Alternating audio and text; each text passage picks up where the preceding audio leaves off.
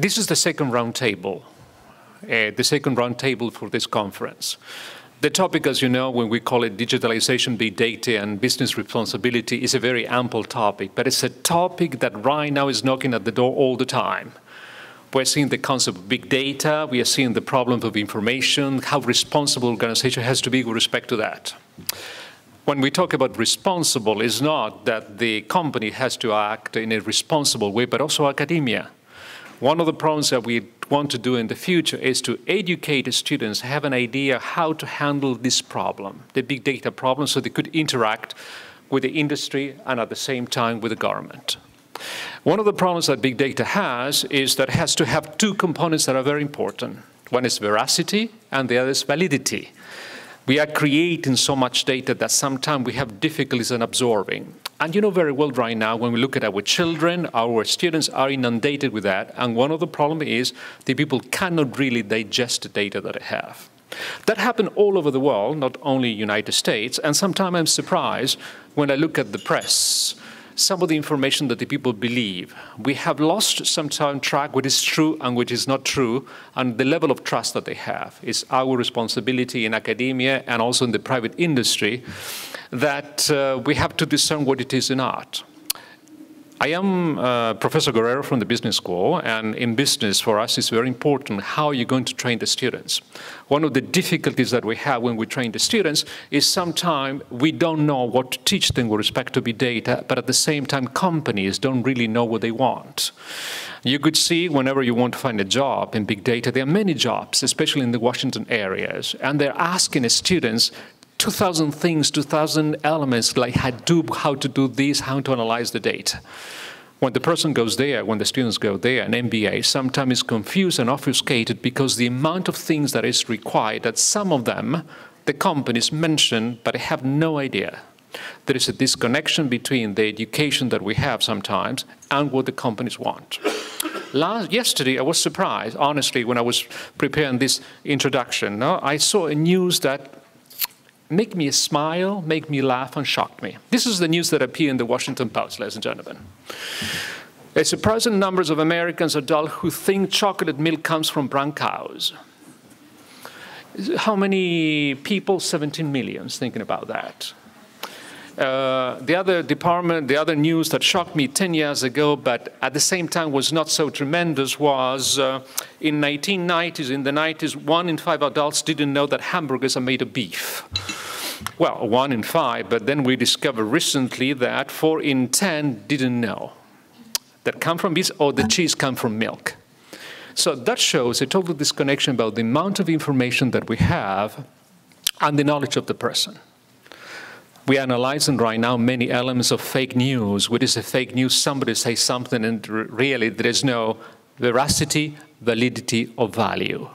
In big data, we're talking about the V's, no? You would see some of them. So in other words, for the industry to work and for us to teach the students, one of the elements that we have to do is to create a new group of people that could understand. And responsible organization, also universities, have to have an approach to analyze that. I have invited 5 people. You have to give me credit. There are 4 women and a token man. That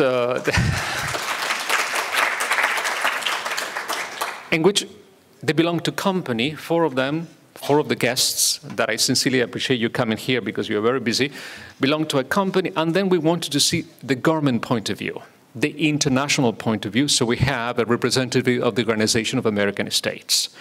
So why? Because when we talk about big data, it's not only the companies that's being taught all the time how to use the data, but at the same time the government.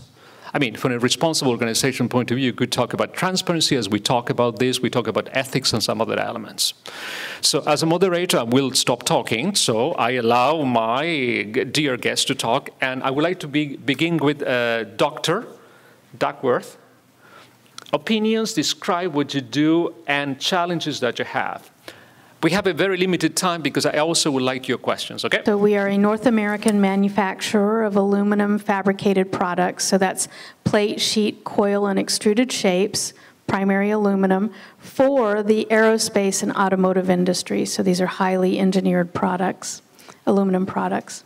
And then I'm also co-founder of a sustainability institute and a sustainability consulting company, Sherpa Sustainability Institute. So I'm speaking from both of these perspectives. Sherpa Sustainability Institute has many industrial and manufacturing clients. So my perspective is really industrial and manufacturing. As well, and in that aspect, both interested in sustainability, social responsibility, and learning and development. And one of the things that, when we talk about big data and digitization, we hear sometimes that perhaps the human experience in organizations is on the verge of being eliminated, and that it won't be long before robots and AI take away all of the jobs. And so we liken this to the need to have a prepared workforce in this world of automation.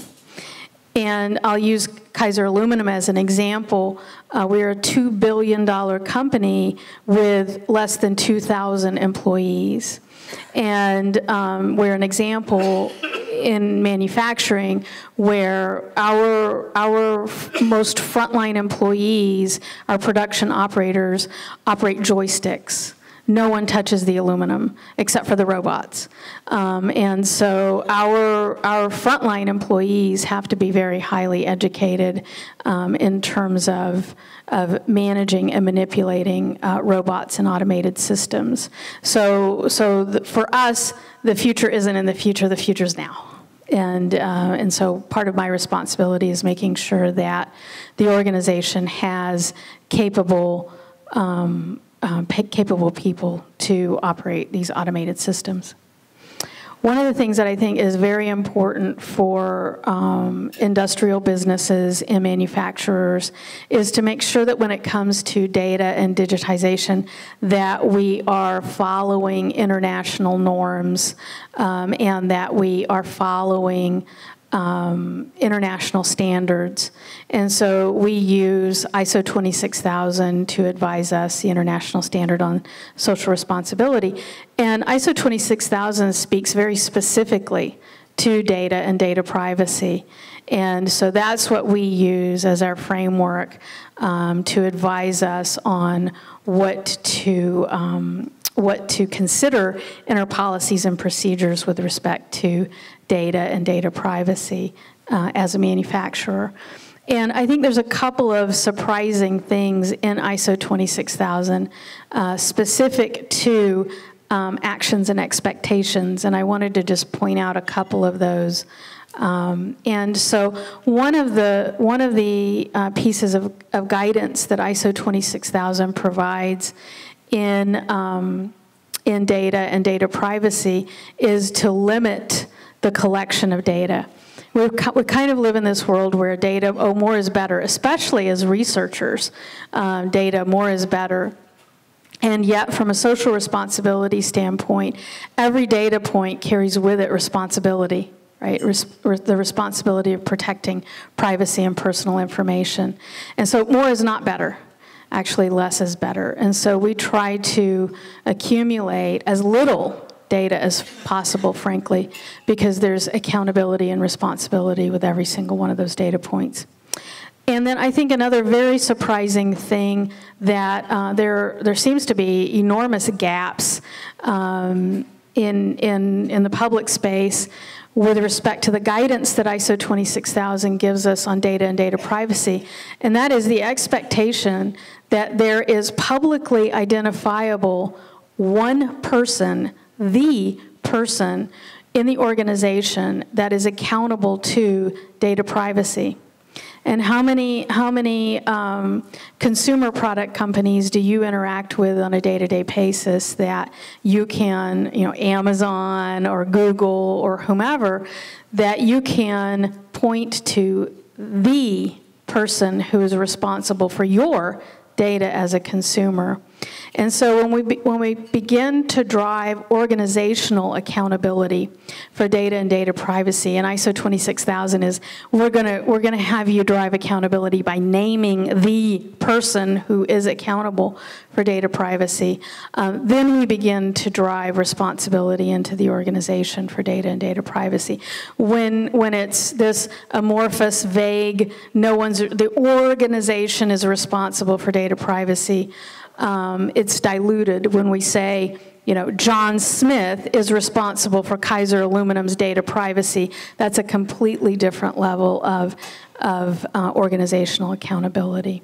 So I'm pointing to ISO 26000, and I'm pointing to the future is now, the need for every member of the organization to be able to readily be prepared to handle automated systems. And we're talking about manufacturing now, but of course, AI is going to continually creep into the white-collar space as well in terms of automating our jobs here at this conference. And so being prepared for new challenges that brings is important. Thank you so much. Stephen Ezell. Hi, good afternoon. I'm Stephen Ezell. I'm the Vice President of Global Innovation Policy at the Information Technology and Innovation Foundation, ITIF. We're a nonprofit technology policy think tank based here in Washington, D.C. And I have to say, I've never really been surrounded by such a beautiful panel before. I'm a Georgetown grad, class of 1996 from the School of Foreign Service, so it's always a pleasure to be back here. So from the think tank perspective, we like to impress on both policymakers and the public that data has really become the lifeblood of the global economy. And in fact, the numbers are really staggering. Data flows, the increase in global data flows can be directly attributed to 10% of the increase in world GDP over the past decade. And a study from McKinsey finds that fully 22% of global economic output today can be directly attributed to the digital economy. And a study from Tekes, which is Finland's National Agency for Technology and Innovation, estimates that fully half of all value created in the global economy over the next 10 years will be created digitally. Will be created through the extraction of actionable, real-time, valuable information from real-time data streams.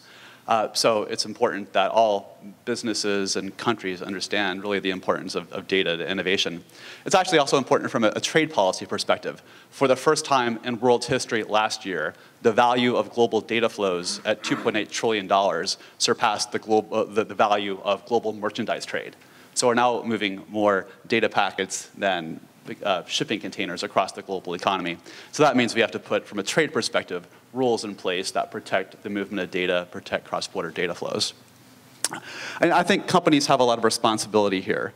One thing I find appalling is that US companies' investments in workforce training have declined by 38% over the past decade.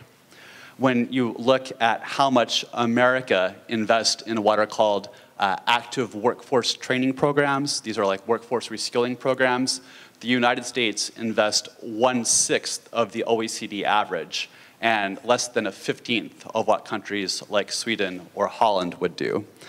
And so when you think about how important data is going to become in the economy of the future, even here in America, the numbers are staggering. McKinsey estimates that the US faces a shortage of approximately 1.5 million workers and analysts with big data related skills.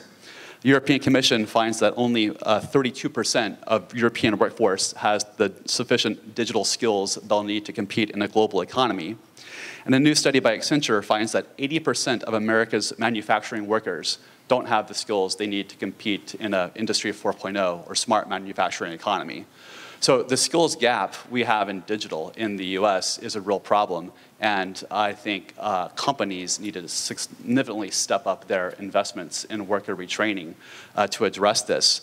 There are some good stories. If you look at like Airbnb, the hospitality firm, they've launched in the last month an internal university for data science that every single employee, and not just the engineers or computer scientists, can participate in. And when we talk to policymakers here in the States, we really try and get them to adopt kind of a Nordic model. We wrote a book called Innovation Economics, The Race for Global Advantage, looking at how nations compete for leadership in innovation-based industries. And in the book, we interviewed the head of Sweden's largest labor union. And he says, look, here in Sweden, our businesses and our unions, we don't fear new technology. We fear old technology. Because we know if the enterprise is using the old production systems, then we're going to go out of business. We're going to lose global market share entirely. But if we adopt new technologies, new robotics, new data science techniques, then we will have workers we may need to retrain, but the company will survive and we can reskill and upgrade into the future.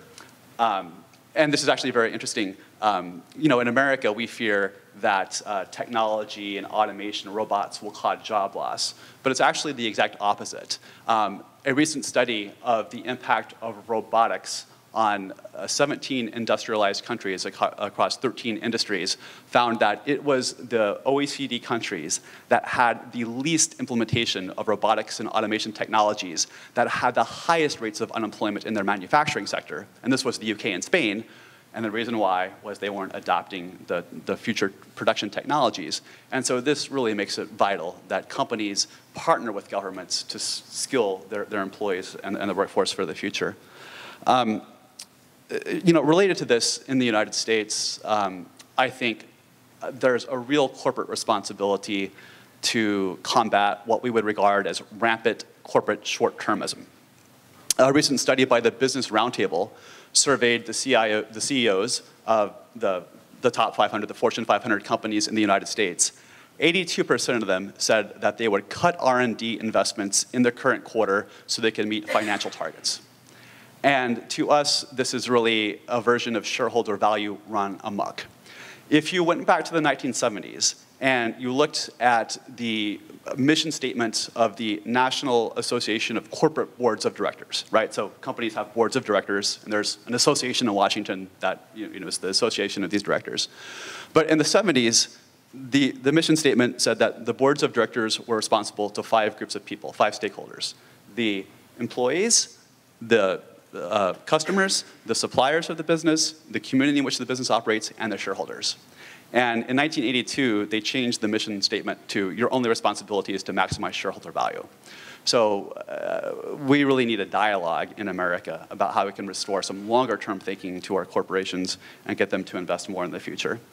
And maybe just one final point here on data and privacy. I think it's important to understand that different countries and regions around the world take a different approach to these questions. And it's important that policymakers eschew a one-size-fits-all privacy strategy. So, you know, in Europe, privacy is very much seen as a fundamental human right. And this thing called the General Data Protection Regulation in Europe actually has created classes of data that cannot be used as the basis of online advertising. So in Europe, you cannot offer an online advertisement to someone based on their marital status, their age, their religion, their ethnicity.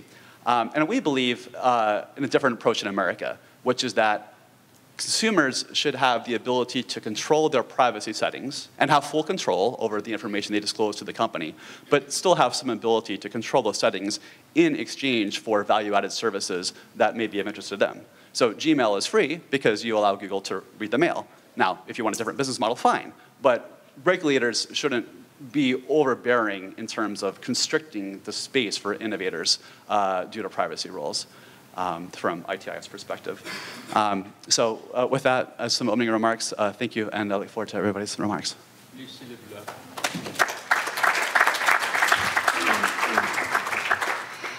Thank you. I'm Lucie Leblois. I'm also a Georgetown graduate. I did my master's here at, I did a master's here at Communication, Culture, and Technology, CCT.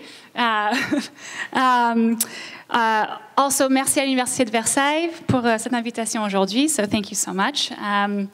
I thought a lot about this very large topic, and I thought it would be interesting to talk more about the early days of my career and then kind of move us forward into what I'm doing today. I started working at WashingtonPost.com in the year 2000. This was a time when we were still trying to figure out what it meant to put the news online. We were at that time trying to figure out what it meant to push out the news more than once a day, what it meant to cover breaking news, what it meant to have advertisers online. So it was fascinating. And if you think about it, why it's relevant to this conversation today is at that point in time, the Washington Post and the content that came from the Post was still in control. By that I mean that the content that was being created, the content that was being distributed, was still, had a layer of responsibility that the Washington Post held. And it was still much more of a linear approach of the Washington Post curating the content, then thinking through, online at least, how we were going to distribute it out to the consumers, and the consumers read it. And that was it. There were no comments, there was no blog, there was no Facebook, there was nothing at that point in time. So it was very linear, and we had a very significant responsibility that we took very seriously.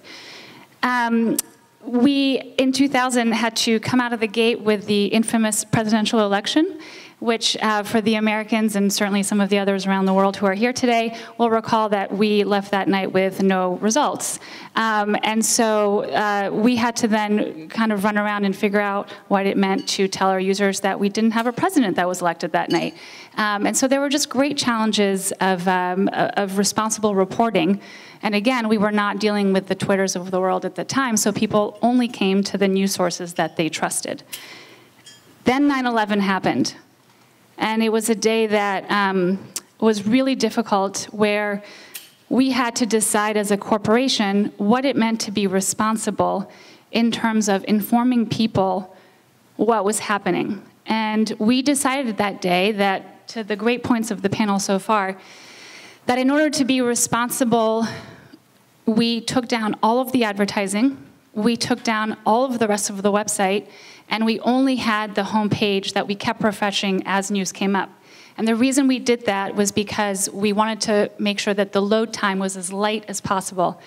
A lot of other news sites that day crashed, and we were one of the only ones to this day that remain very proud that we did not. So we informed as much as we could. And we also realized that day that breaking news online would suddenly mean something very different than what had been done prior. Prior to that day, really, news came out once a day. It was a one-day cycle. And after 9/11, consumers started to understand that if they went online, they could get information quickly. So if you think about that today, even then, when we go back to some of the screenshots that we took of that specific day, we were so misinformed. We didn't really know what was going on. But we had the luxury of editing ourselves. We had the luxury of taking the time to figure out what was responsible to push out in terms of content. Today, that could never happen. Today, we are fighting with the Twitters of the world, with the fake news of the world, with the brown cows that apparently give chocolate milk. Everything is 24/7 everywhere we go. We have mobile technology. You all expect to have news on your phones at any given time. And sometimes the source no longer matters.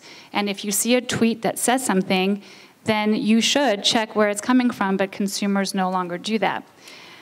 So the content creation and distribution, really, in my opinion, has basically toppled upside down. And with that, the responsibility of the creation of news, the distribution of news, and in a sense, the consumption of news, it's us too, the responsibility has fallen behind. And I think it's a real issue, especially in today's environment. Where it gets really interesting is that we are also now responsible consumers in that we're also the content creators. You all can create content anywhere. You all can distribute content, and by that I mean you can share it, you tweet it out, you Facebook it, you email it, and you consume it. So where in the beginning, as I was saying, the content creation was this very linear process, today it's become a wheel. And within that wheel, the responsibility, it's a question mark in my mind. And I think that we're trying to figure out where it falls and how to best redefine it in how fast things are going nowadays. If you take it a step further, I actually did my thesis here, so this is a personal subject matter, on net neutrality. If you take it a step further, we're now facing even a deeper layer of the question of responsibility when you're talking about net neutrality, when you are talking about how do you take content, whether it's the news, as I've been talking about, but anything else, and how do you make sure that that content is being distributed to the consumers in the format that they want, when they want, where they want? Or are the providers going to decide that for us? And I think it is an enormous debate. Huge companies are obviously involved in it today for obviously business reasons as well. But again, I ask that as we start thinking about content creation, as we start thinking about content distribution, there is still that question mark, which if I was in a debate with someone on the other side of the net neutrality debate, I would say, whose responsibility is it to provide me with the content that I want? And it is something that I feel very strongly about. I continued my career, just to kind of continue on the linear of this conversation, at launching an online health platform. We launched over 40 health websites, each specific to a specific health issue. And I was fascinated about what you were saying earlier about the privacy issues and data aggregation. Obviously, our business model was advertising, and we had to be so careful. This was a whole other layer of responsibility with what it meant for someone with depression to get targeted advertising on Lexapro or breast cancer or Alzheimer's. Whatever it was a whole other layer of figuring that out, and the difference between, again, the responsibility that we felt we had as the publishers of the content versus the kind of money that obviously our investors wanted us to generate. And I think it's something that particular space is still debating and dealing with significantly.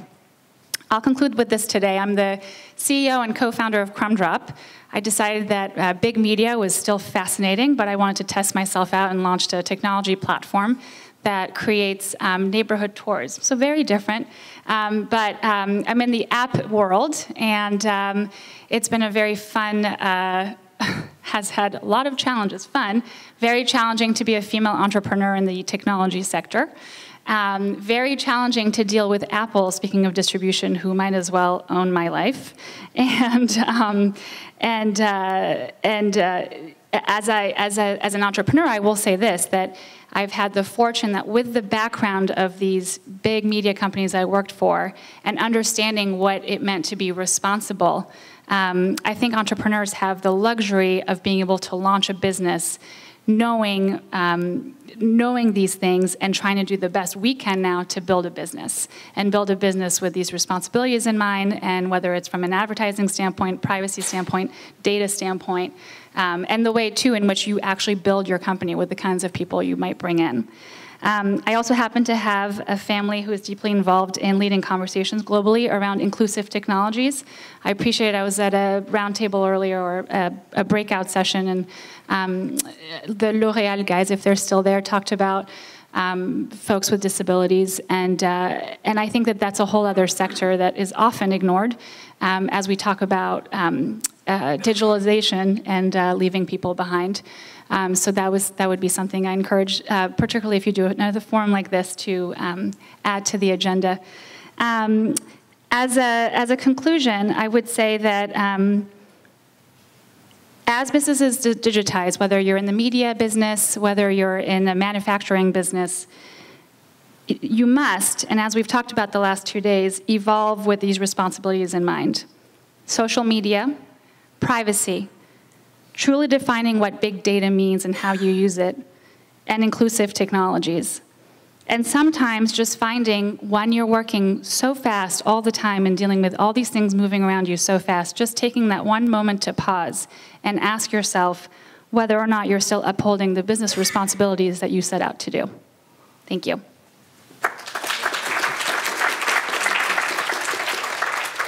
Rana Novack.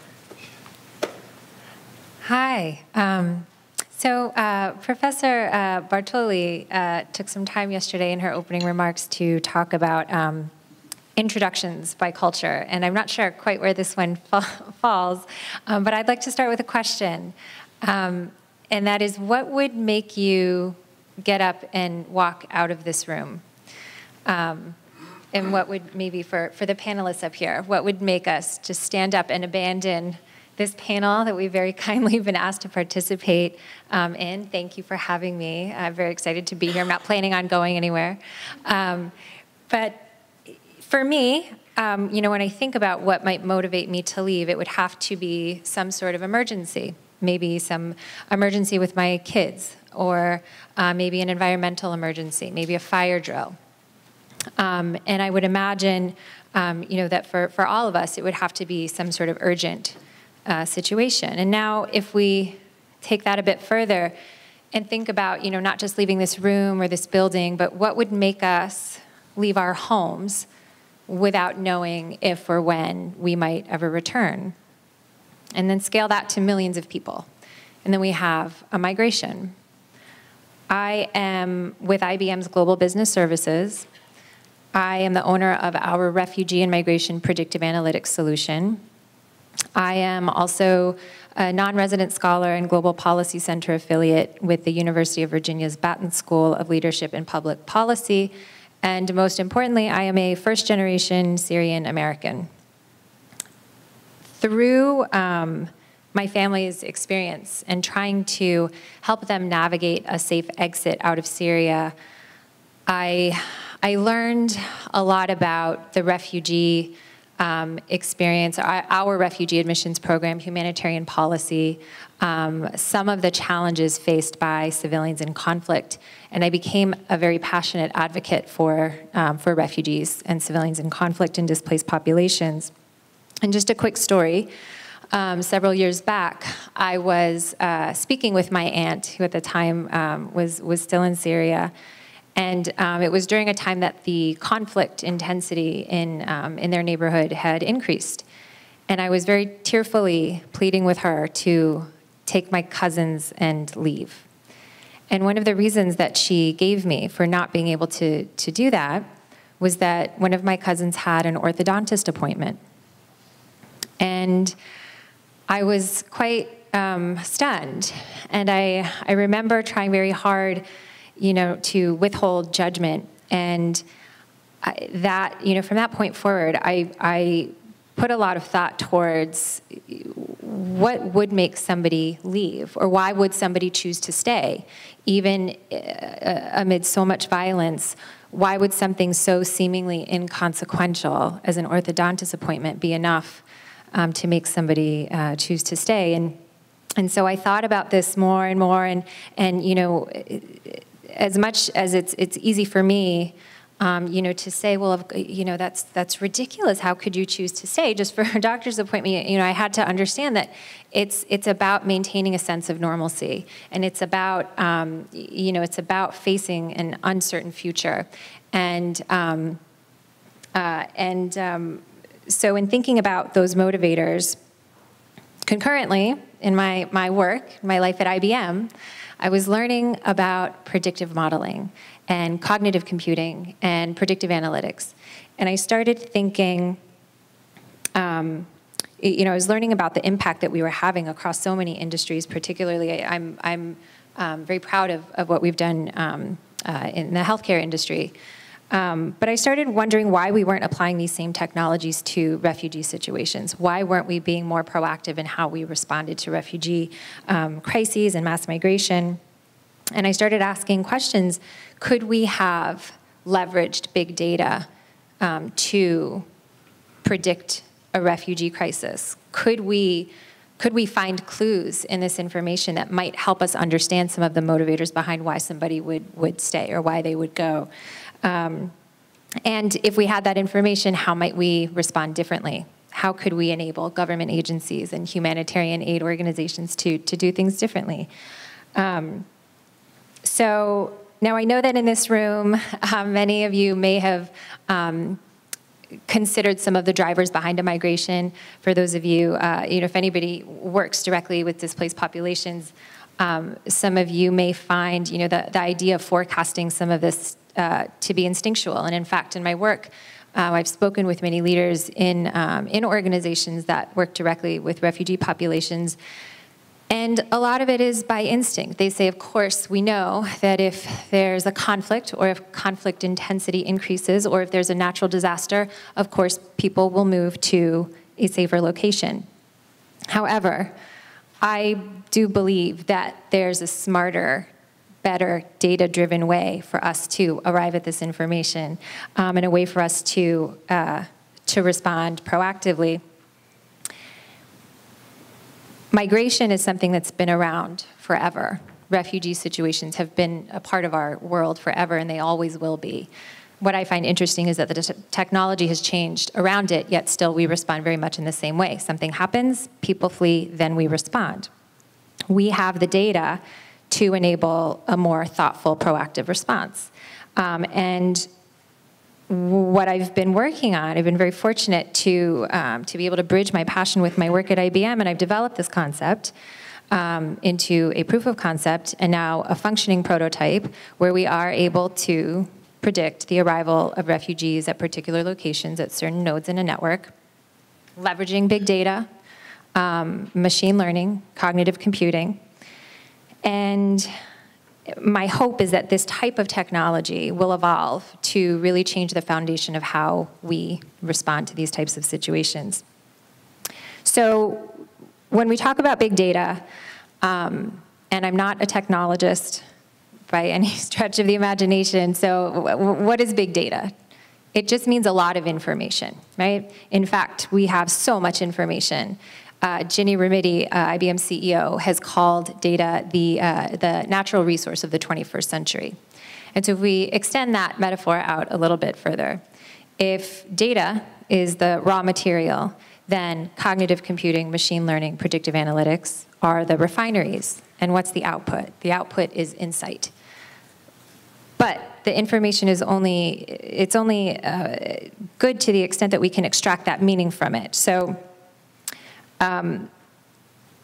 we have this incredible access to insight, but we have to be able to harness it from the data. And so in combining these two worlds of mine, I've asked myself, I think, a lot of the questions that we're here to address today. How do we leverage big data to behave in a more responsible way, to drive our organizations to behave in a more responsible way? For me, the refugee issues just happen to be my personal passion. That's my example of how I've tried to do that in my work, in my career. But beyond that, I think there are ways for us to do things that are healthy for our business, that are also healthy to, or beneficial in solving some of these global social challenges. And by the way, I am not with CSR. IBM has an incredible corporate citizenship team. I consult with them, but I'm very much on our business side. I'm a very active volunteer in IBM, but I also feel very strongly that these two things don't have to be mutually exclusive. I see my work as sort of a bridge between the two. It's a socially responsible solution, but again, I'm with our global business services. And I think there's a great opportunity for our business to be doing more of this type of work if, and this is a big if, we learn how to more effectively partner together. One of the great quotes that came out of Gartner this year that has sort of become my mantra for the year is that the greatest threat to innovation is organizational culture and internal politics.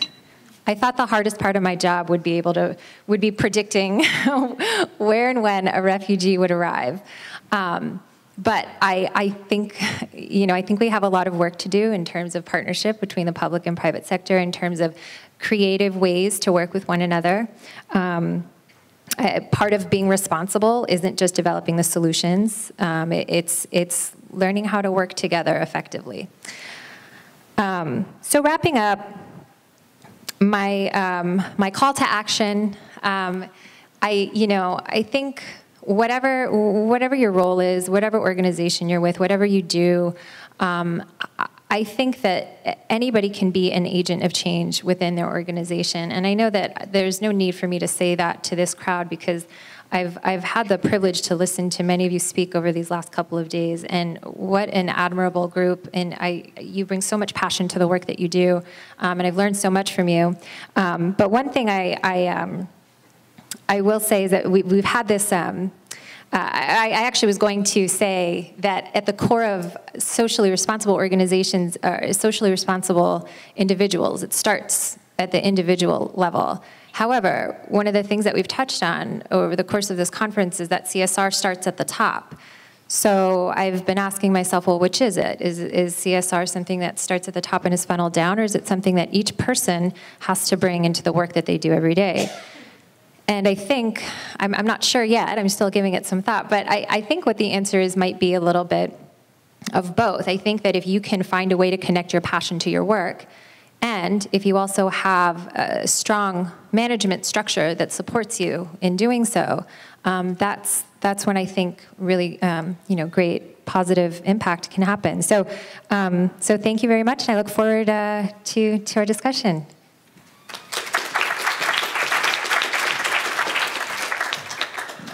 Aryanne Quintal. Good afternoon.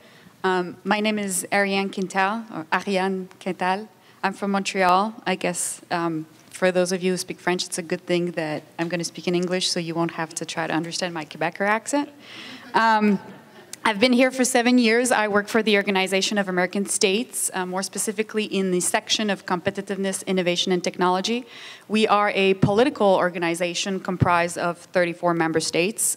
This includes the countries of North America, Central America, South America, and all the countries of the Caribbean. I guess I'm here to give you the perspective of the region as far as big data, as well as some challenges that we face with governments when we try to initiate dialogue about big data and digitalization. Let me start by saying that the region, the Americas as a whole, is facing a very slow economic growth and a lot of uncertainty right now. Last year, the average economic growth was actually negative. We went in the average of less than 1% economic growth. This year, the projected economic growth is going to be in the range of 1.5%, which is very shy as far as economic growth. And then at the same time, we're witnessing a profound technology revolution that is taking place in Latin America and the Caribbean. One of the strengths that Latin America and the Caribbean has is they have among the youngest population in the world. Guatemala, for instance, has 55% of its population under 15 years old. So those of you who come from France and me coming from Canada, I can tell you that the amount of people under 15 years old is nowhere near 55% of the population. We're more facing a different reality, which is the population actually getting older. And so one of the advantages for Latin America is that technology has a penetration rate that is extremely high because youth response to technology. We were just speaking before the panel about when you give a kid a tablet or a cell phone, it's almost, it's an instinct that they will start scrolling without even knowing what they're doing because it's something that fascinates them. And so they're not scared of technology as much as other generations are. Another reality that we need to face in Latin America and the Caribbean is that despite all of the progress that we've made, especially in terms of fighting poverty, poverty rate is still unacceptably high, upwards 28%. The Economic Commission for Latin America and the Caribbean, which is ECLAC, it's actually a commission from the UN, they estimate that the number of poors in Latin America and the Caribbean are in the range of 168 million people, so that's extremely high, and we're also the most unequal region in the world. We are even more unequal than sub-Saharan Africa, 36% more unequal than Southeast Asia.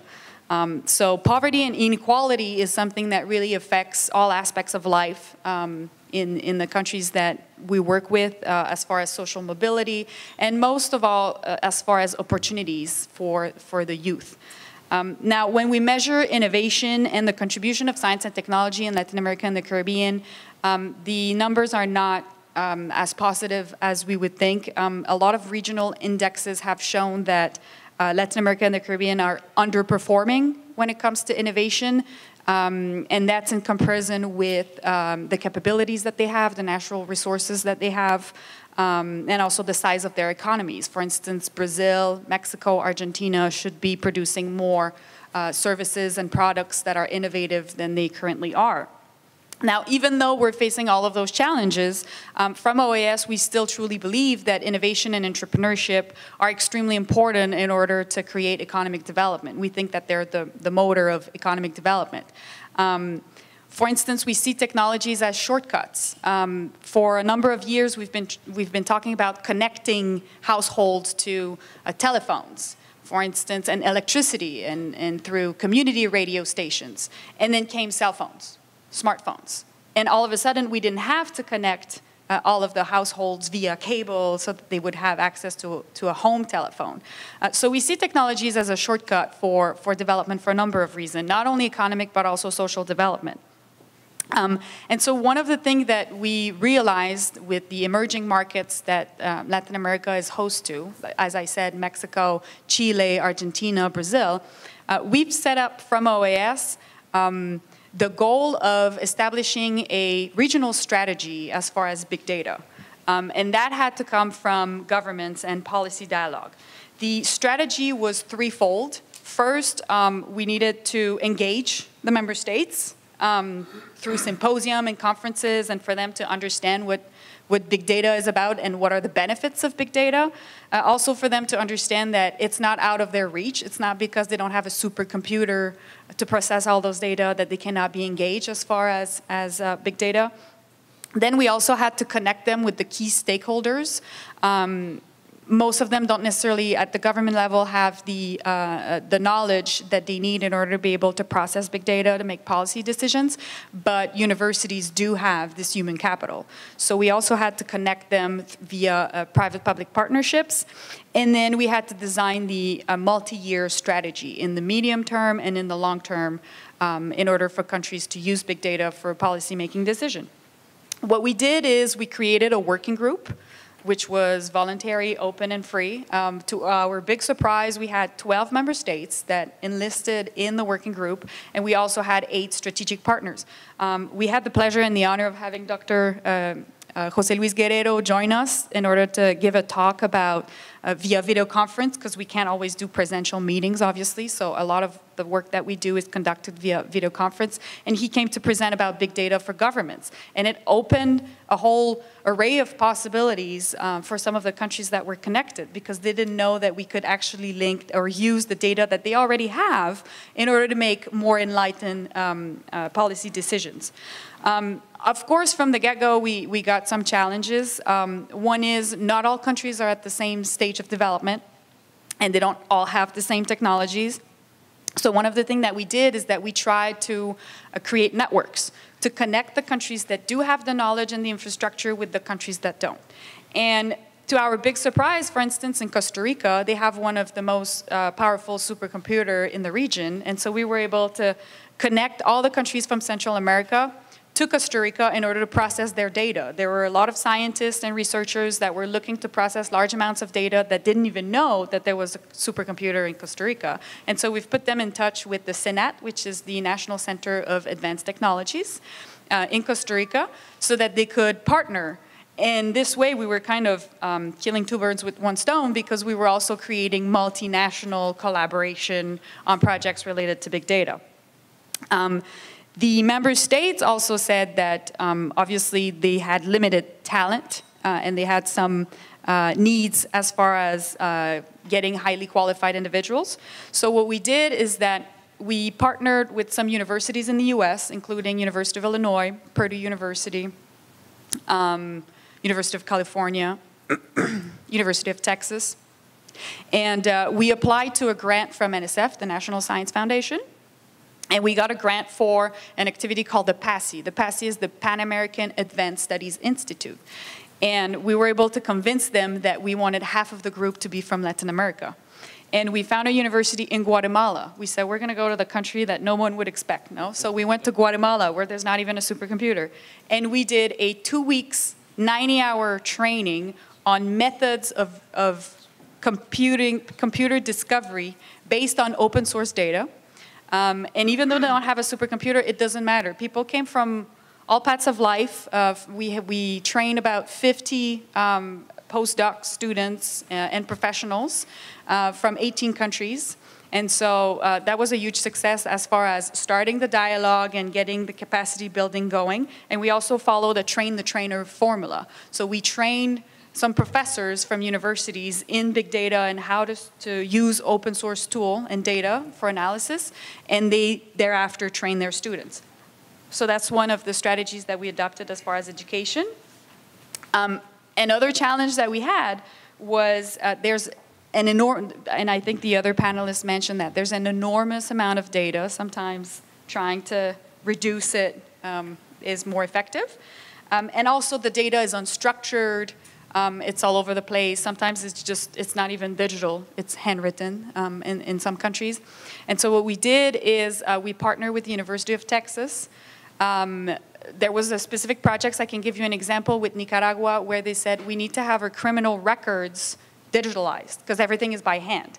And so you're gonna have someone who was drinking and driving, for instance, and you don't even know within your archive if you've arrested him before, if it's someone who's got multiple things that he's done, basically, you know, as far as crime. And then we were not able to see, you know, is this a person that we should put into jail, or should he get a bigger fine, et cetera. And so with the University of Texas, we paired them with the national authorities in Nicaragua, and they digitalized all of the records. It was very impressive. You would literally walk in the room this size, and there were files up to the ceiling, handwritten, and not even in alphabetical order or anything like that, because that would take, you know, a full-time job for someone to do that. And so with the help of the University of Texas, they digitalized that. And today, hosted at the University of Texas are all of the archives of the criminal records in Nicaragua, but they're able to access it from distance in order to have the digital prints and all of the information that they need on the individuals. Another challenge that we had, obviously, is the lack of infrastructure. As I said, some countries do have supercomputers, some countries do not have. The World Bank says that in order to catch up, as far as big data and digitalization, the countries of Latin America and the Caribbean should invest 5% of their GDP per year in infrastructure of that sort. Right now, the range of investing in infrastructure in those countries is about 2%. So if we keep on investing 2% rather than 5%, then we just, every year it kind of accumulates and we're just lagging behind more and more. So we've been trying to promote public-private partnerships.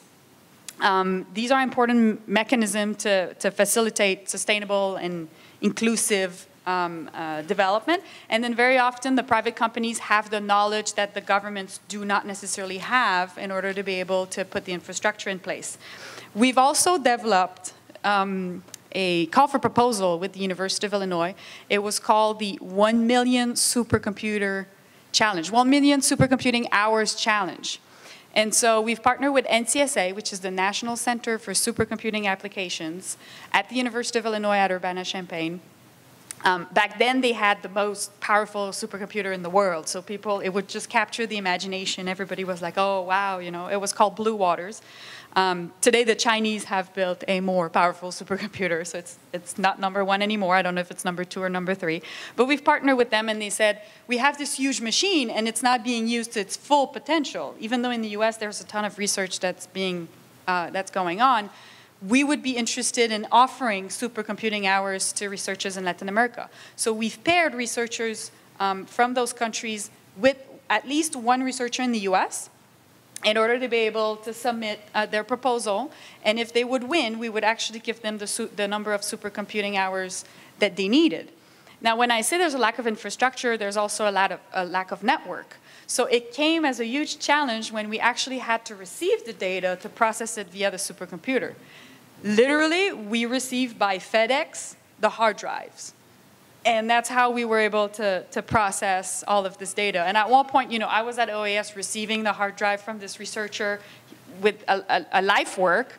And I said, oh my God, if something happens to this hard drive, you know, what are we going to do? And I think that in 20 years, we're probably going to reflect and laugh at it, just like we're going to laugh at how many cables are needed just to do a teleconference because, you know, in the future, everything's going to be via Bluetooth and Wi-Fi. But it's still quite an experience, and it's very telling that back then, we were not connected as far as a region in order to process all the data. And so this is one of the solutions that we found. As Dr. Duckworth also mentioned, there's a fear of technology. There are studies that have showed that in the US, for instance, within the next 20 years, 47% of jobs are not going to exist anymore because of automation. So for people that have a traditional job in Latin America, there's a huge fear of technology. And for that, we need to compensate through education and encouraging people to go back to school.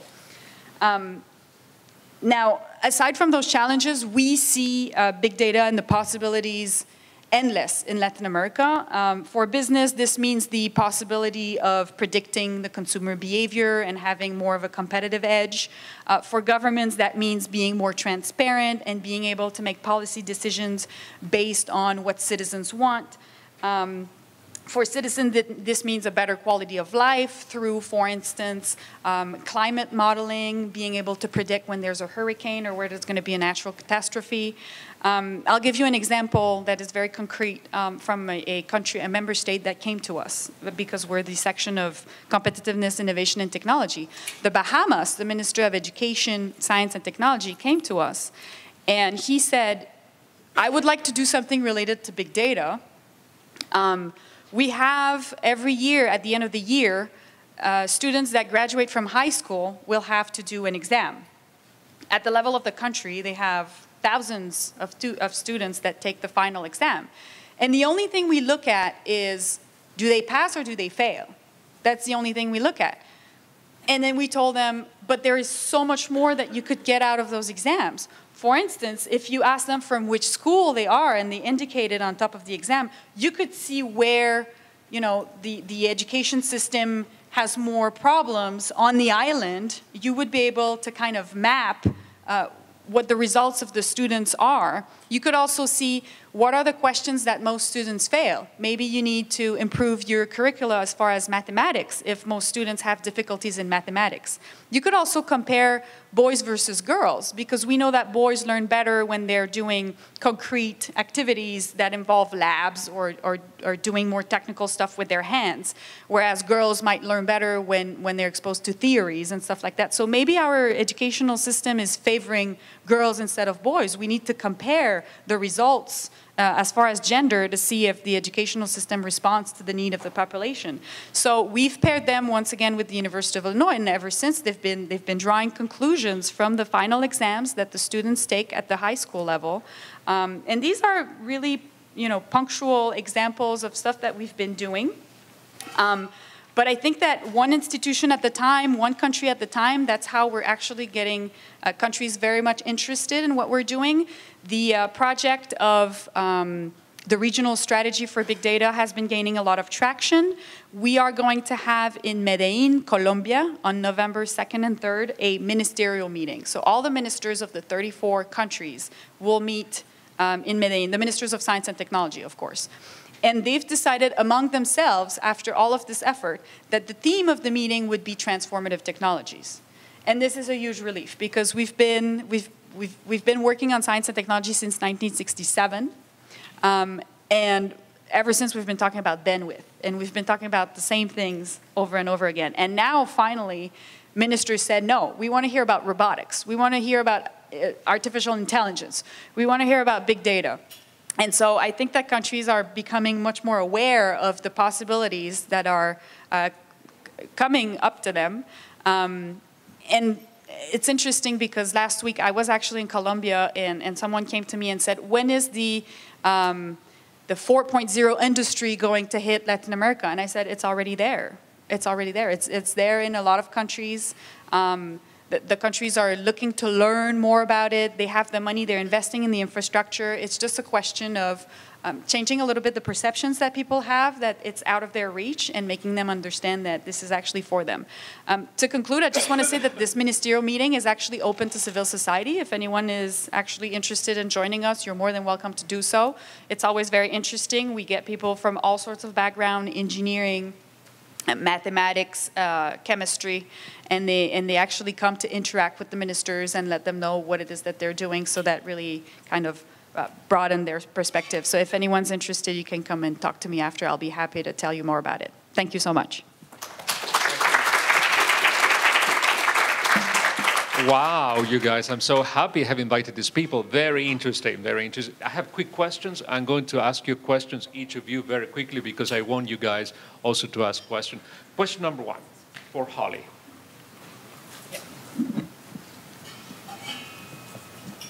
Yes. The question is very simple. Europeans are accustomed to the idea of ISO 9000, ISO 14000, and things like that, but United States, in general, less than 5% of American companies are certified ISO 9000 and 3% ISO 14000. ISO 26000 is a wonderful idea. It's not really certifiable. It's a guideline with respect to social responsibility. Do you think that pushing ISO 26000 in big data really have a possibility in the United States? That's a great question, Jose. Thank you.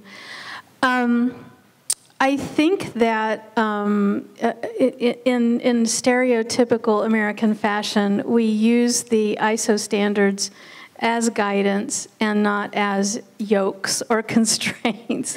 Our independent streak continues there. I do think that there are many companies that we deal with that do use ISO 26000 as a guidance, as framework. Just as there are many organizations, my background is in quality as well, and have done a lot of work with ISO 9000 and ISO 14000. And I think that there is a lot of adoption in terms of guidance and advice, irregardless of certification and placards and this kind of thing. Thank you. Stephen, another question. Imagine that somebody comes to you who knows big data. What do you want really if you want to hire somebody in big data? Which kind of knowledge should the person have? Communication, mathematics? What would be an ideal candidate? So, I think it would certainly be somebody with quantitative skills who has a grasp in how to use statistics and probability as a screen to find meaningful insights from that data. I would think at the same time that, for innovation to succeed, it can't just be technology push. It has to be customer pull. It has to be user-oriented, needs-centered, customer focus. So a person with the quantitative skills, but yet also the qualitative and the social skills to understand, to your point, the veracity and the validity of that data and how it can solve real problems for real people. Any of you want to add something with respect to that? Okay. Could I make a point on, please, briefly on business responsibility? Yeah. I'll tell a very quick story, but it'll be quick. In 1979, Kodak engineer Steve Sassoon invented and received a patent for the very first digital camera. And when he went the next year to present this digital camera to the board at Kodak in Rochester, Ken Whitaker, the CEO, said to Steve, that's cute, but do not tell anybody about it. And the reason why was Kodak made 95 cents on the dollar on every photo that you took. They realized that in a world in which digital technology prevailed, their razors and blades business model would go away. The point of this story, though, is that Kodak was never able to envision a digitalized future, right? Kodak should have created Facebook, right? Sharing memories, sharing lives. So the point I want to make here is I think there's a very important role for corporate and business responsibility for courage and bravery. You look at IBM now, they measure their senior business unit leaders on courage. That's at the end of the year, you go in for the performance review and they ask, were you courageous? Did you try and develop new technologies? Did you try and enter new marketplaces? So just for businesses to teach their employees methods and skills of innovation, I think is critical in the successful world today. Very good question. You talk about news, you talk about information in the past. On something that always worries out in big data is veracity. Any suggestion, is the situation going to get worse in the US with respect to the veracity of information? Are the people becoming more shielded with respect to suspect claims that is a part of big data? It's a great question. I will answer first by giving you a data point. So in the fall of 2000, we celebrated with champagne, as one does, for our first 1 million page views per month, which seems ridiculous. 17 years later, in May of 2017, WashingtonPost.com, I use them as an example because I'm close with a lot of folks there, received their first 1 billion page views. 17 years later, and that does not include mobile.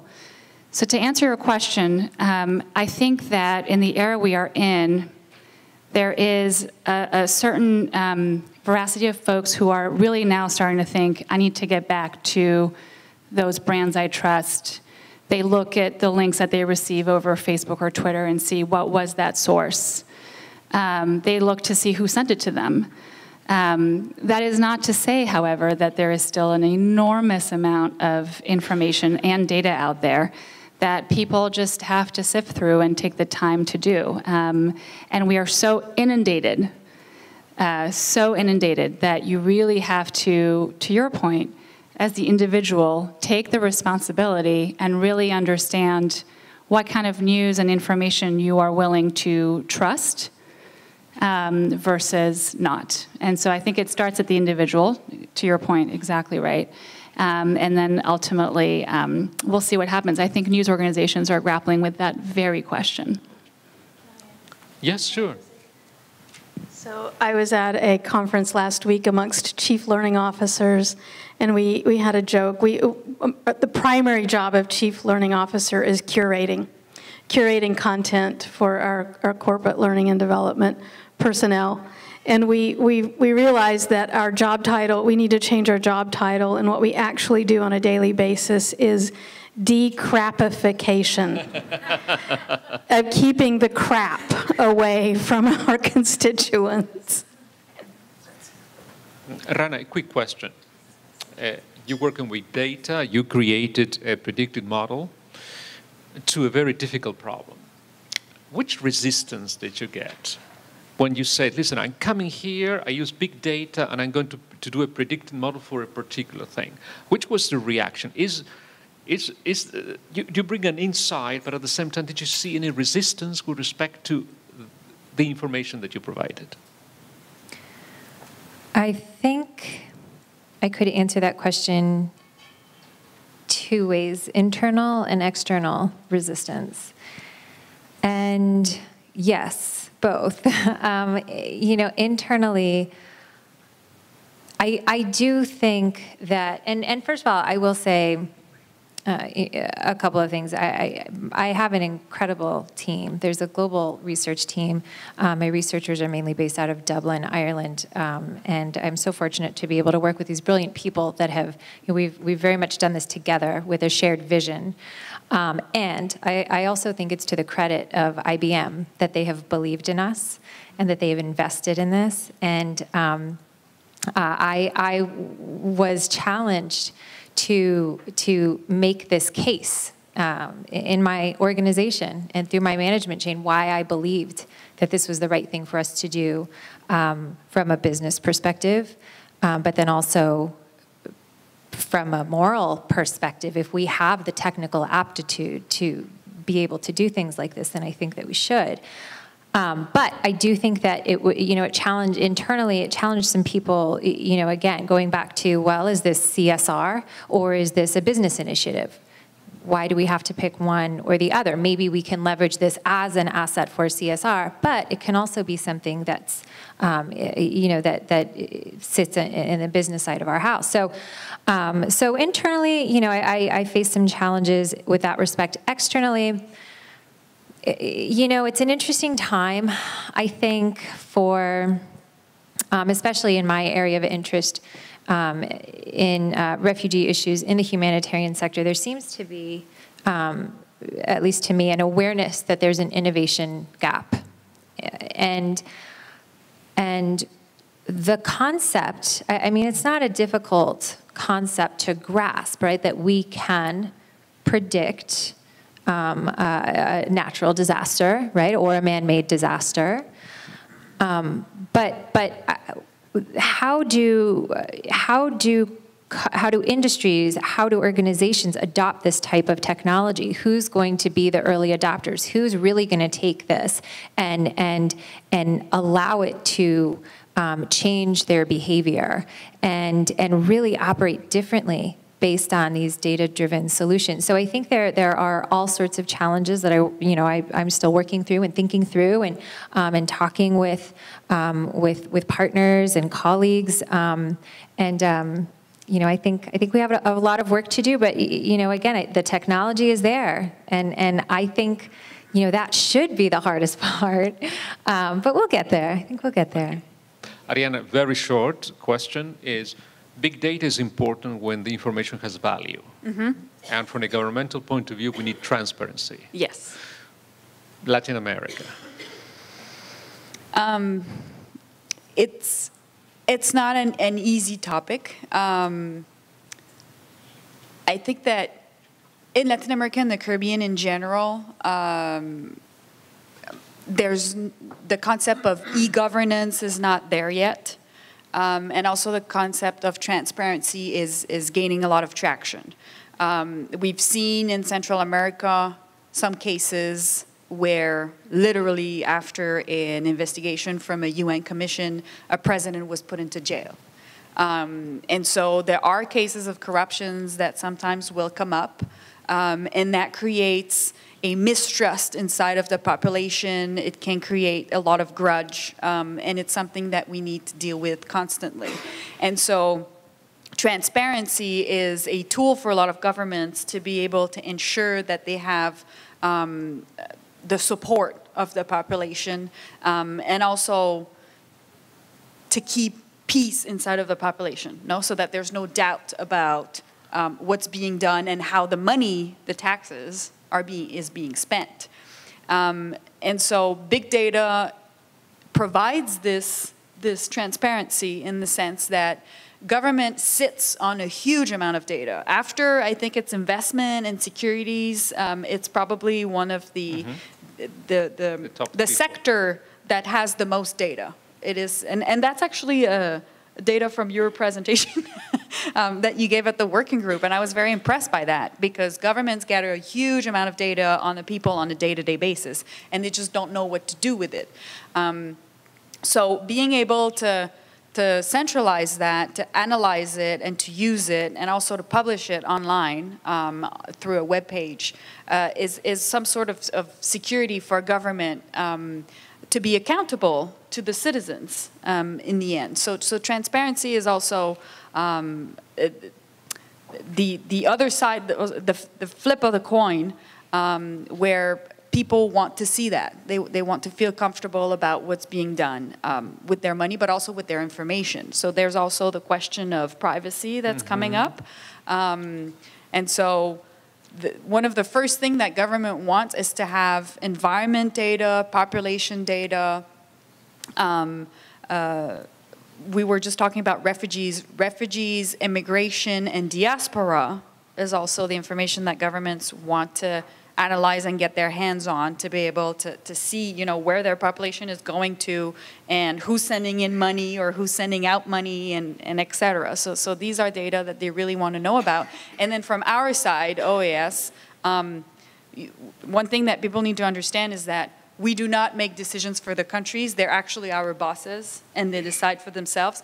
But we can always give them some piece of advice. And then when it comes to transparency, this is something that we try to promote as much as we can, because we know it's a win-win situation in the end, that they get access to the data, but also that they're able to show what they're doing with it. You guys, would be lovely to have one question or two questions from the audience. Let me show you, because we cannot live without the definition of big data.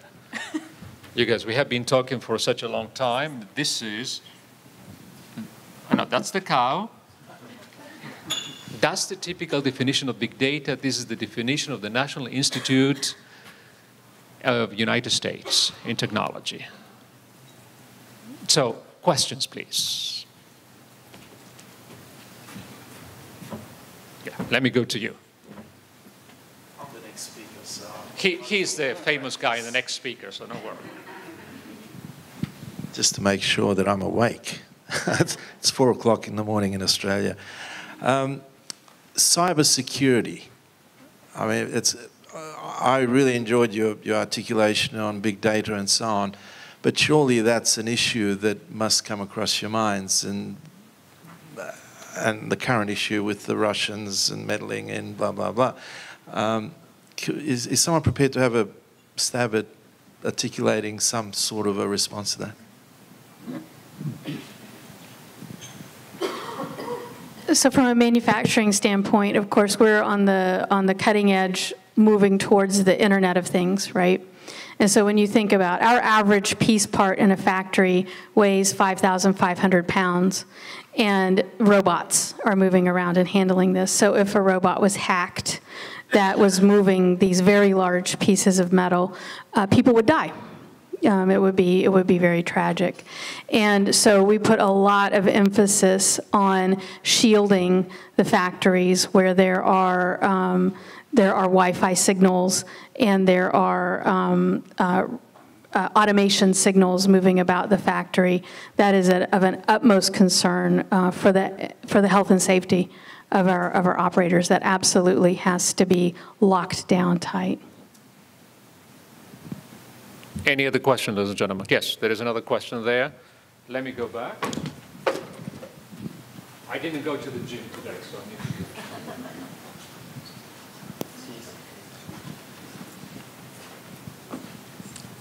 Thank you. My question is very simple. It's about transparency and trust. In fact, when you develop transparency for accountability reason, to reassure citizens,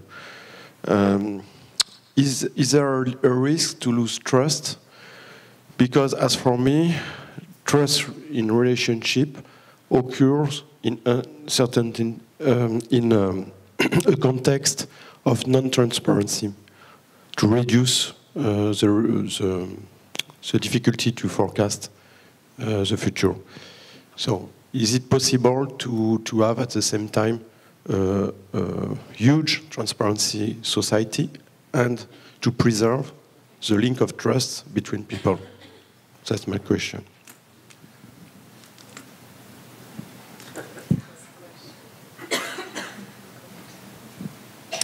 If I understood the question correctly, is being able to be transparent, but at the same time keep the private information aside, no? Or making sure at the same time that the private information is aside.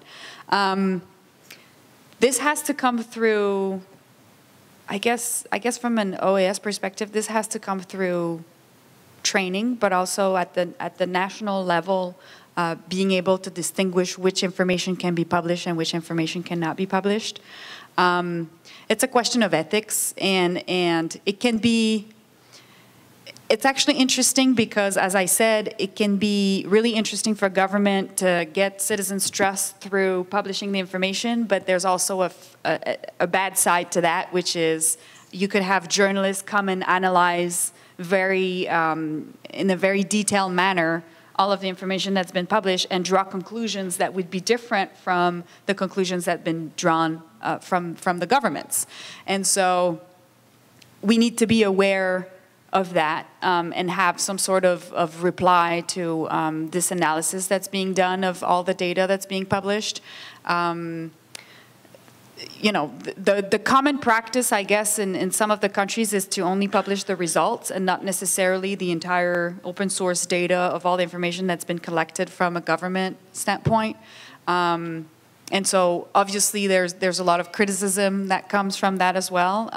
We would like for private firms to be able to help us out with analyzing all the data, but at the same time, what about if we're giving access to too much information? So it's something that it's currently extremely challenging, and I guess usually what we do is we try to get the countries that have more experience with that to share their good practices with the other countries. Let's say, well, US and Canada, obviously, you know, have been using big data for quite a number of years. And so we try for them to share their practice with the other member state as to how they're able to deal with any leaks of information and trying to keep it as tight as possible. So usually it's kind of an exchange of good practices, and that's the way that we're able to try to deal with it.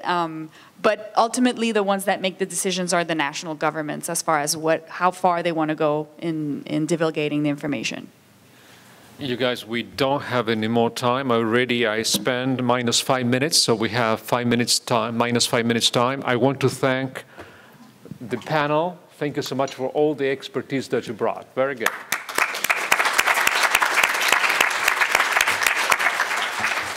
You guys, I want to welcome Millet and my co-chair, Annie Bartoli, who is going to make the presentation of the main speaker. It's my great pleasure and privilege to introduce a distinguished scholar who is also a friend, which is very important, and who comes from very, very, very far away from Australia. And we are very grateful, Millet, because you accepted to take this challenge of giving us some highlights, the conclusion for this conference. And because we were mentioning the amount of data in general, I think that during those 2 days there were a huge amount of data, information, and nice analysis. So it's very, very difficult for you to do so. And so thank you so much for accepting this challenge to come for the conclusion. Thank you. So let me give you a few information about Professor Millet Terziovski. Professor Terziovski is the Dean of the Curtin Graduate School of Business and a tenured professor of innovation, and previously he was head of the International Graduate School of Business at the University of South Australia, and held a tenured professional chair in strategy and innovation.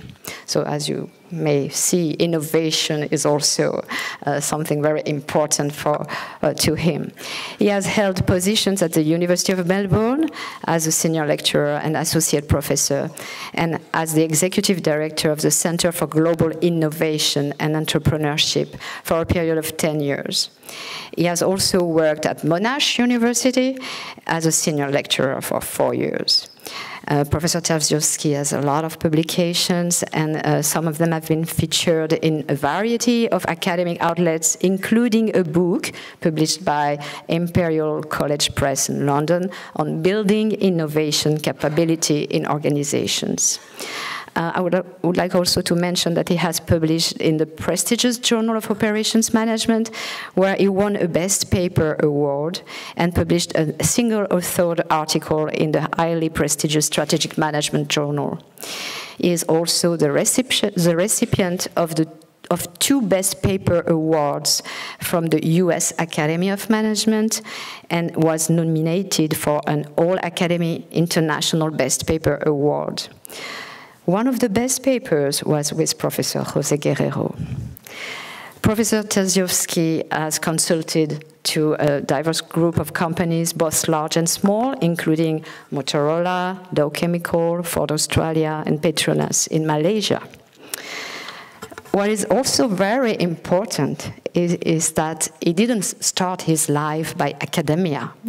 Yes, he was not born in the academic field. Prior to his academic career, Professor Terziovski held several positions within the Rio Tinto Group in maintenance, production, and project management over a period of 17 years, which is very difficult to believe because he's so young. I don't understand how you did that. He left Rio in 1991 to undertake his PhD research at the Melbourne Business School. Please join me in welcoming Millet Terziovski. As I said earlier, it's just after 4 a.m. in Australia, so forgive me if I am going to stumble a couple of times on things. All right, highlights and conclusions. Now, Philippe, I need to make sure you're in the room. Okay. I promise Philippe. Now, I will apologize up front. I'm not good at telling jokes. So let's see how we go with this. As Annie mentioned, we've been friends for a long time, almost 20 years. So my presentation up front will have an icebreaker. Then I'll look at the highlights. Then I will conclude, at least on my perception of what was discussed. But with what I call the Australian shadow in France. Okay. Met Philippe and Annie at a meeting for the establishment of the Multinational Alliance for the Advancement of Organisational Excellence in Melbourne 2000. I was employed at the University of Melbourne as associate professor at the time. And Philippe, as the dean, sent me an email in would have been 2005 to ask me to spend 3 months as visiting professor at the University of Versailles. At that time, I was engaged in a leadership development program at the University of Melbourne. I was at associate professor level. And part of the program was shadowing an experienced dean. I wrote to Philippe to ask him if he was happy for me to shadow him during my sabbatical at UVSQ. Philippe's response was, "Millet, sorry, but what do you mean by shadowing? We don't have such a term in France." I had a dilemma how to explain to Philippe what I was asking him to agree on. We all have a shadow which follows us everywhere, Philippe. I will be your shadow double. I will follow you to learn from your activities as dean. And that's exactly what I did. But since then, Philippe has never refused or forgotten about the shadow. And I promised him that I'll share this with everyone today. But I can tell you that I learned a lot, because it didn't take me long after that to have my first dean's position at the University of South Australia. And I'll never forget, Philippe, the first meeting I came to your executive, even though I couldn't understand 90% of what was being said, but I saw one of your executives storm out of the room, and I knew there was some sort of a problem at the time. So there we are, the Australian shadow in France, and the friendship and our strong bond continues. And I thank you, Philippe and Annie, for your friendship over the years. Thanks to you as well. Thank you. The highlights, I spent a couple of hours in the spare room there thinking about what I was going to say, and there's so much information and knowledge that's being shared that I had difficulty, to be honest. In the opening session, the context was set very, very well by all the speakers, and I am quoting, and hopefully, accurately, fitting topic given the challenges that the world is faced with. Social responsibility fits very well with Georgetown University values. Absolutely. We need to combine the efforts of multiple disciplines, and I think this is a very strong message that was coming through. We need to look at international affairs, human development, multiple cultures, and interacting disciplines. Very, very important to see where the intersects are. As academics, we tend to have a tendency to stay within our own disciplines in the so-called silo mentality, and that's something that we need to get out of when we're talking about corporate social responsibility in the future, or responsibility generally. And later on, I'm going to share an article which I'm very impressed with in the latest issue of the Harvard Business Review. How many of you have seen the latest issue of the Harvard Business Review? Right, I highly recommend it because it fits in very well with Professor Andrew Pettigrew's presentation, and he and I had a brief chat about this. So just stay tuned for a few minutes if you don't mind on that. So Andrew's presentation was, let me say, refreshing, an eye-opener, particularly when you talked about, engaging in higher scholarly activity, but also the practical impact. So not only we're talking about rigor, but we need to talk about relevance. We need to be inclusive in the constructs that we include in our models. CSR tends to have the rhetoric, and I use the word, it's senseless in some of the literature, has acquired somewhat a bad name and remains a contested terrain. That's not to say that it's not important, but as all of you in this room, when you read the literature, you have on one hand this, on the other hand that. The literature never fully agrees in the various disciplines. So we need to have a research agenda that goes beyond the individual disciplines and look across disciplines and see how we can add more meaning. So what is contested? The definition is certainly contested. The operationalization is contested.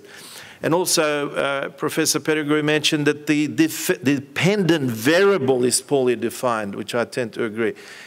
How do we measure the relationship between organizational practice and corporate social responsibility, or the effect of on corporate social responsibility? We must think about the strategically engaged corporation, and I beg your pardon, there's a typo in there, in terms of social, political, ethical, legal perspectives. And of course, we need to look at the legitimacy of the modern corporation in the context of globalization.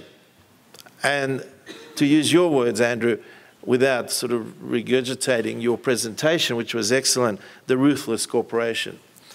And we need to have that inclusive research agenda. The past and the present are certainly shaping the future. So once again, thank you for an excellent presentation, and I hope I didn't misrepresent you in some of this synthesis. Now, I mentioned this HBR article. It's by Bauer and Payne, The Era at the Heart of Corporate Leadership. Just the latest issue, and I was reading it on the plane on the way here. And they talk about the problem. And I hope I don't upset anyone with the agency theory. I think a lot of us that have done strategy over the years, we've come across agency theory. Managers as agents are hired to maximize shareholder value. And I think, Stephen, you touched on this when you talked about the shareholder, and I thought, yes, you're spot on. Because what managers are hired to do generally is to obviously increase shareholder value. However, that's a short-term effect, what we call short-termism, and in order to achieve the short-term results, managers tend to cut things, and one of the things that they normally go for is research and development. Correct? Right.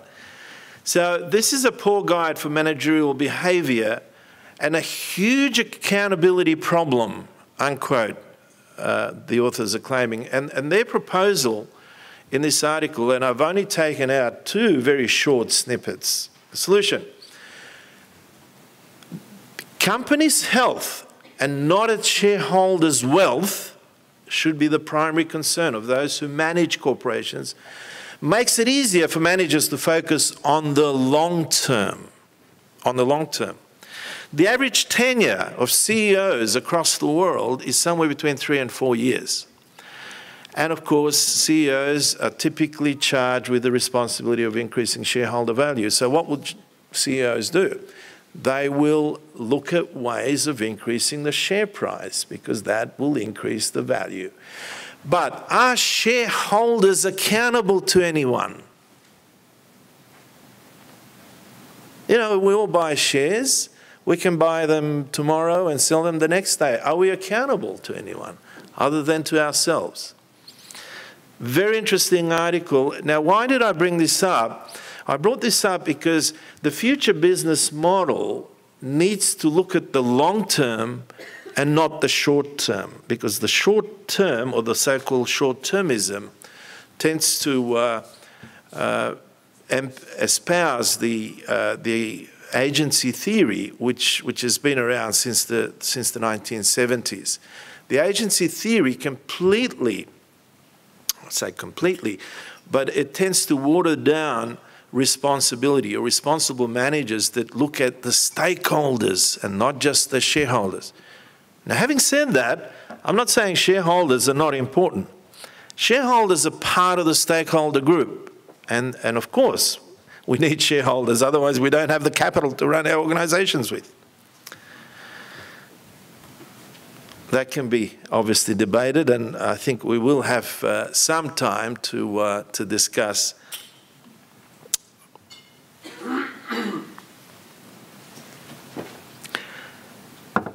I chaired one session, and I attended a couple of other sessions, and there were some excellent papers that were presented. And I was very, very impressed with this morning's discussion. We were talking about corporate social responsibility in the education sector. And yeah, a very lively discussion in terms of where universities are heading. Universities are under a lot of pressure at the moment in France, in the US, and certainly in Australia. The brain is not clicking in. In Australia, the education sector is the third largest export sector at the moment, and politicians are seeing this as a way of balancing their budgets. So they're putting the so-called efficiency dividends on universities, saying that you can do better with less by recruiting international students. And I must say that the Brexit, and to some extent the Trump factor, is playing to our advantage in Australia with recruiting international students. But nevertheless, the point I'm making here is that corporate social responsibility in universities, as organisations, universities are conscious and are doing various things to be socially responsible. But also as academics, as I mentioned earlier, we have a responsibility to have a research agenda that looks at the appropriate impact that organisations generally are having on corporate social responsibility. So with that in mind, and without sort of singling, maybe I'll single out Sabrina's presentation, because we had some. Is Sabrina here in the room? Do we live, or do we work to live, or do we live to work, is some of the discussion that we had. And what do you think, Sabrina? Balancing life-work balance is something that I really got out of that presentation, because with digital technology, and my wife is here, she can tell you, I wake up at about 3 or 4 in the morning here, and I go straight to the emails to see what's happening in Australia as Dean. You can't help it, but the technology governs us, and she often says to me, what if you didn't have the technology? What would you do? Well, I guess I wouldn't be doing it. Is it something that it's a personal discipline of ours, that we just lock the mobile phone and don't go near it? Or is it a sense of responsibility that one has in a particular job that it just becomes part of you? It's not a matter of I have to do it, because nobody's forcing you to do it, but it's a matter of I want to do it because I want to know what's going on, so when I get back to Australia, I don't have 2,000 emails that I need to sift through.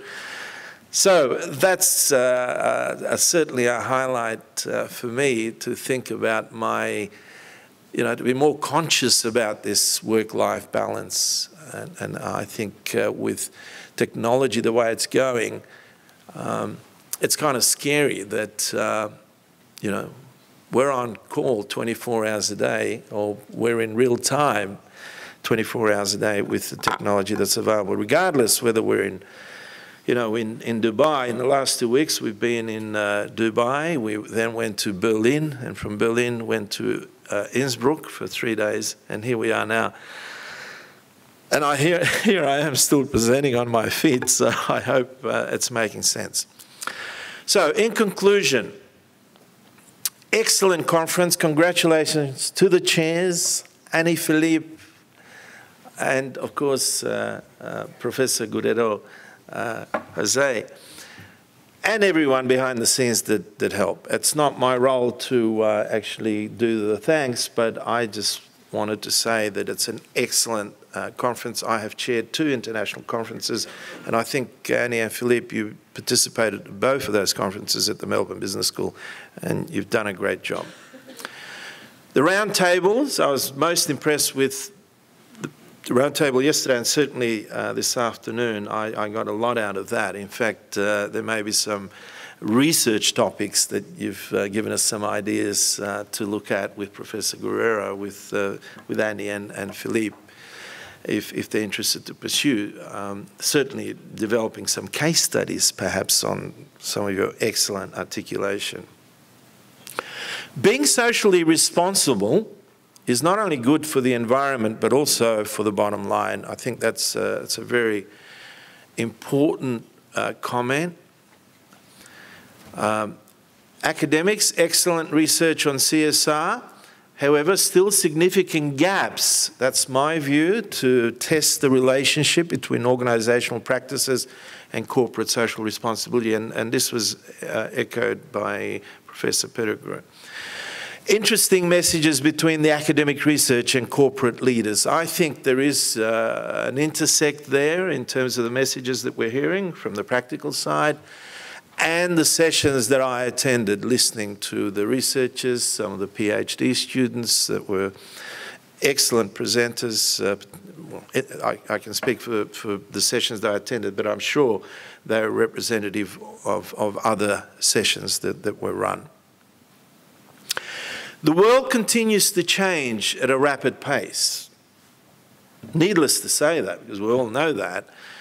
Political leadership is changing for better or worse. Digital technology is disrupting the way we work, the way we live, the way we socialize, the way we communicate. My wife and I live in Perth. We have 5 grandchildren in Melbourne. Thank God for technology, because we can only go back every sort of 5 or 6 weeks, but we love to see the grandkids on FaceTime once a week, whenever we can catch them. Organizations need to change their business models. Again, this is nothing new. I think we spoke about this, but you know, these are ideas that I picked up, and I'm concluding. In order to meet the challenges of the uncertain future, organizational complexity and uncertainty have increased, while time frame for decision-making has decreased. Therefore, we must develop new models for leadership. If you go to the literature, there are millions of articles, many models of leadership. And you can't say that, you know, a leader is someone who's 6 foot something and, you know, has charisma, this or that. That theory does not hold. Because Jack Welch, who started at the age of 14, who was a chemical engineer, who was 5'6", and he turned out to be one of the most effective CEOs who led General Electric for many, many years. So leaders in the future need to be digitally savvy, maybe not as savvy as Donald Trump with tweeting, highly ethical and socially responsible, and exhibit the following behaviours. And again, I have referred to an article there in the same issue of the Harvard Business Review. Leaders need to be decisive, engage for impact. They adapt proactively, and they deliver reliably. And this word reliably, reliability has been the real focus of this conference, and I just wanted to finish off on just a couple of those words there: decisiveness, engagement for impact, and to be proactive and adaptive and deliver reliably, but also to be agile in their response. And this is something that in the university sector, I must say I've been quite critical coming from the corporate sector, that universities are certainly not practicing some of those things. It's a different organizational model, of course, with bureaucracy being what it is. But universities themselves have to look at their structures. They have to become flatter. They have to get out of their silos. And of course, they need to be socially responsible and reliable. And of course, highly ethical, and ethics comes into that. So, ladies and gentlemen, just on that note, I know there are many other things that were presented during this conference, but that was just a flavour of what at least I captured during the last couple of days, and I'm sure in her wrap-up, Annie will also mention some other areas that were covered. So once again, thank you for your hospitality. Thank you for listening. I know it's right at the end of the conference, and I've tried very hard to make it as interesting as possible. So thank you very much. So, well, I cannot believe it's over. So, wow, incredible. Congratulations to all of you.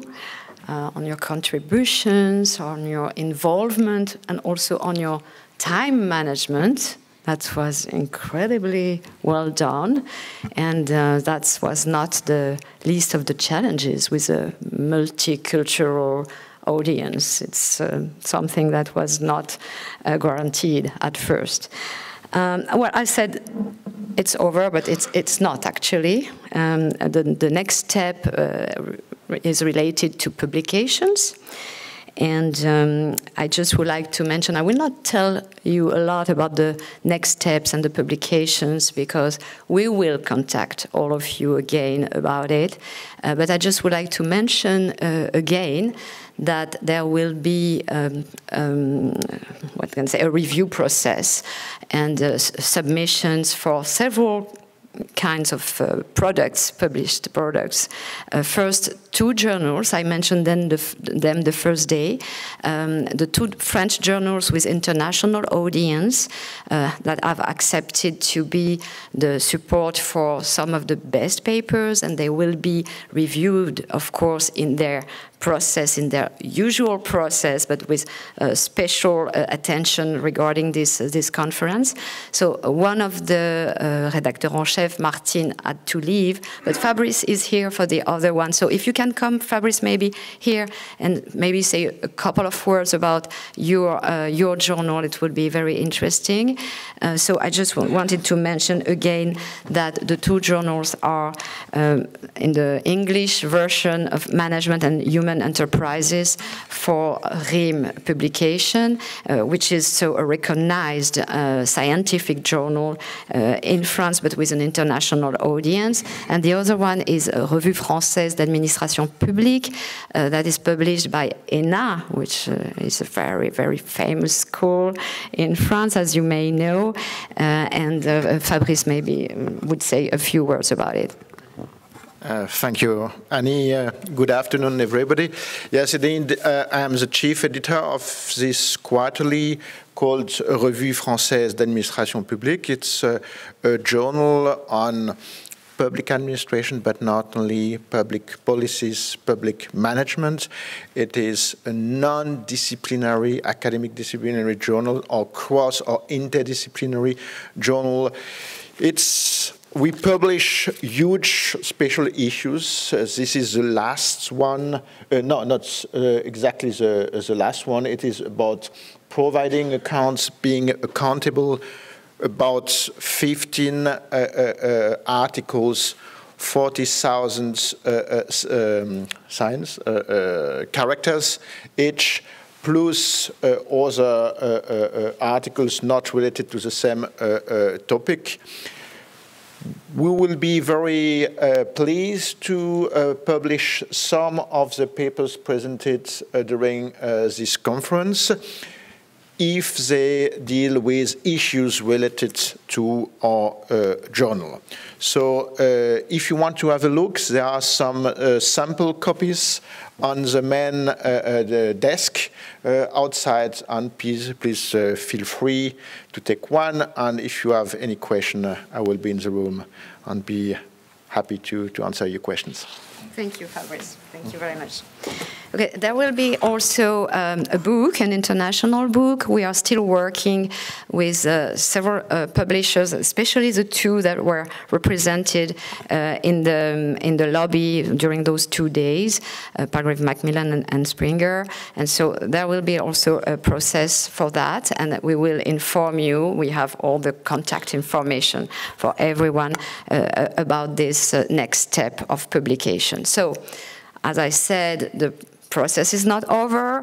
We have these perspectives, and well, we also discussed during the 2 days for other operations like this one in the future, maybe in other locations. So we have a lot of things to keep in mind for the next steps of this cooperation between not only the two organizers, the two universities, Georgetown University and the University of Versailles, but also with all the connections that we have established during the 2 days. So that was the main thing that I wanted to mention now before I completely conclude with a few thanks and a few persons and people that I would like to mention. If you want to add anything now, I just, of course, want to remind that we were working, the three of us, for this organization, that it has been a teamwork, this triumvirate, we can say.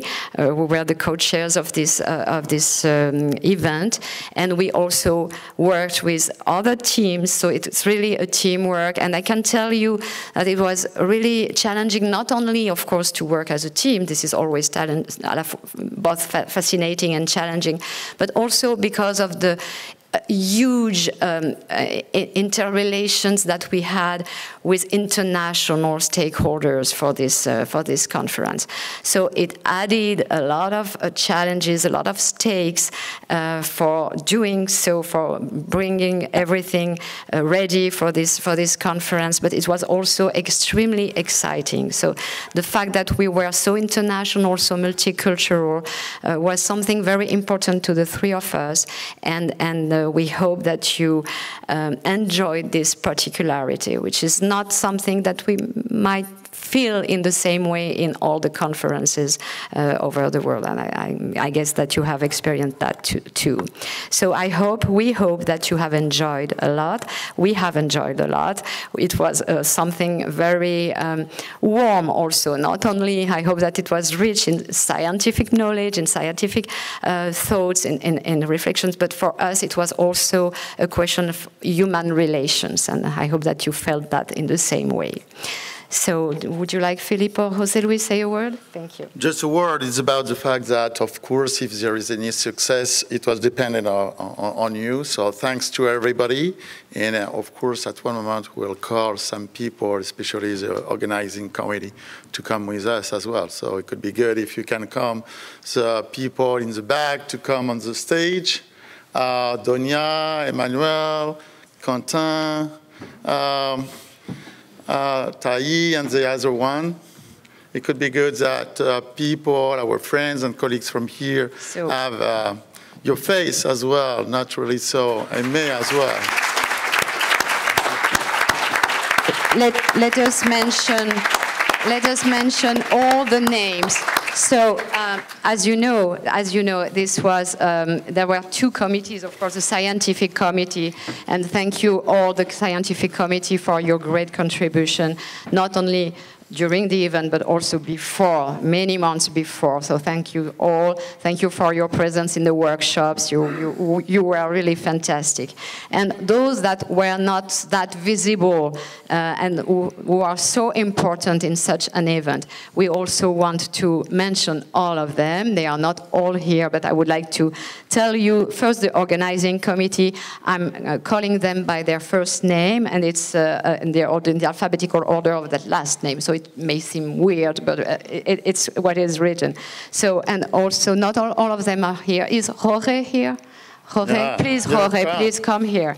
We would like to see you. Emmanuel, so Rogc, Emmanuel, Quentin, Consuelo, Liora, Donia, Aimé, Chantal and Chris and Rocky, who were so helpful for everything. If they are here, we would like to see them also on the stage. And of course, did I mention Amy? Where is Amy? I'm not sure. She's somewhere. So we, no. Not Aimé, but Amy. So, okay. And all the additional staff who came also for this organization, Marie-Françoise is there. So over there, Tai, Naima, and the two youngest. Where is Morgan? Is Morgan here? Okay, I would like to have Morgan also on the stage, and Cedric. Thank you also, Cedric. So all those people and others that were in the shadow, we can say shadow here too, but who were so important for the organization of this conference. I would like to thank you all very, very much and very warmly. It was great.